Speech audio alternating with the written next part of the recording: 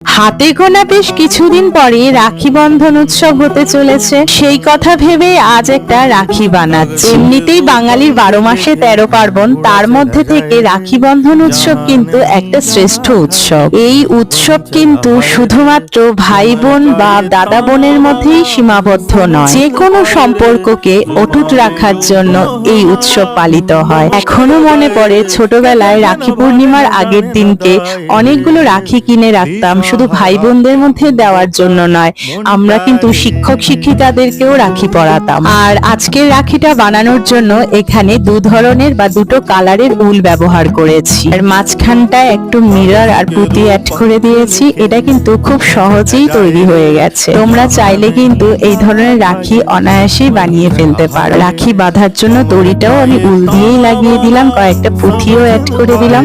আর তোমাদের কেমন লাগলো আজকের রাখিটা অবশ্যই জানিও।